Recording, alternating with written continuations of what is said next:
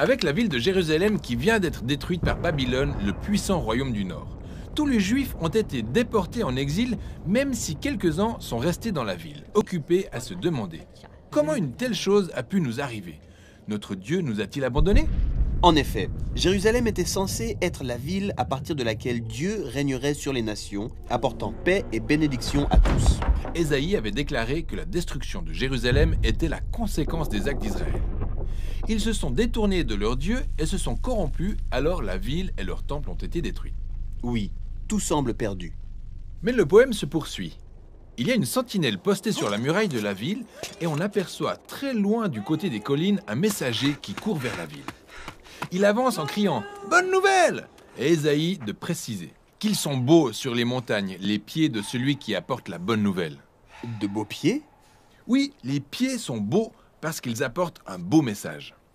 Quel est le message? Malgré la destruction de Jérusalem, le Dieu d'Israël demeure souverain. Et un jour, il reviendra lui-même pour récupérer son trône et établir la paix. Et la sentinelle se met à chanter de joie à cause de la bonne nouvelle selon laquelle leur Dieu continue de régner. On retrouve cette même expression dans le Nouveau Testament, la bonne nouvelle. Le terme grec utilisé est euangelion, qui se traduit aussi par le mot évangile. Donc, quand les chrétiens disent « Croyez-vous à l'évangile », ils veulent dire « Croyez-vous à la nouvelle ?» Mais pas n'importe quelle nouvelle. Dans la Bible, cette expression évoque toujours l'annonce du règne d'un nouveau souverain. Et dans le Nouveau Testament, cette expression est utilisée dans les évangiles pour résumer tous les enseignements de Jésus. On dit de Jésus qu'il allait de lieu en lieu proclamer la bonne nouvelle du royaume de Dieu. Jésus se considérait donc comme le messager apportant la nouvelle selon laquelle Dieu règne. Oui, mais sa description du règne de Dieu n'était pas ce à quoi les gens s'attendaient. Quand on y pense, un royaume puissant et qui remporte des victoires doit être fort, capable d'imposer sa volonté pour triompher de ses ennemis. Mais selon Jésus, le plus grand dans le royaume de Dieu est le plus petit, celui qui aime et qui sert les pauvres. Et le fait de vivre sous le règne de Dieu consiste à répondre au mal qu'on subit par l'amour, par le pardon et la paix qu'on accorde à ses ennemis. C'est un royaume inversé. Jésus a aussi annoncé qu'il établirait ce royaume-là. Ouais. On a le très intéressant exemple de cet officier supérieur de l'armée romaine qui vient supplier Jésus de guérir son serviteur. Il s'adresse même à Jésus en le désignant comme son Seigneur, reconnaissant ainsi son autorité. Jésus loue la foi de cet homme qui a été le seul à reconnaître ce qu'il annonçait vraiment, à savoir l'avènement du royaume de Dieu dont il est lui-même le roi. Et la nouvelle se répand comme quoi un juif de Galilée parle et agit comme s'il était le roi d'Israël.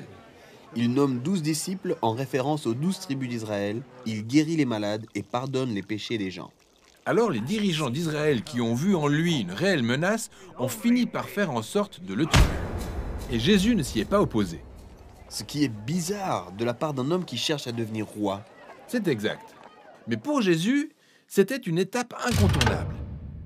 Jésus a vu le péché et la dévastation d'Israël, son peuple, comme un reflet de la condition humaine dans son ensemble. Ça illustrait cette rébellion dans laquelle toute l'humanité est entrée contre Dieu, provoquant la tragédie et la dévastation à travers le monde. Comment Dieu arrivera-t-il à établir son règne sur un monde pareil?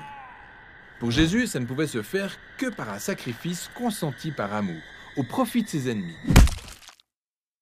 C'est pourquoi, dans les évangiles, la crucifixion de Jésus est assimilée à son intronisation en tant que roi des Juifs. Oui, il reçoit une couronne et aussi une tunique. Il est élevé, non sur un trône, mais sur une croix. Qu'ils sont beaux, les pieds de celui qui apporte la bonne nouvelle. Et maintenant, la bonne nouvelle est que Jésus a vaincu la mort et qu'il règne en tant que souverain, qu'il a lui-même réglé le problème de notre nature corrompue par le péché et qu'il l'a vaincu par sa vie et par amour. Ensuite, Jésus demande à ses disciples d'aller à travers le monde et de continuer à répandre cette bonne nouvelle du royaume inversé. En invitant tout le monde à lui prêter allégeance, à lui, le roi qui a triomphé de la mort au moyen de son amour.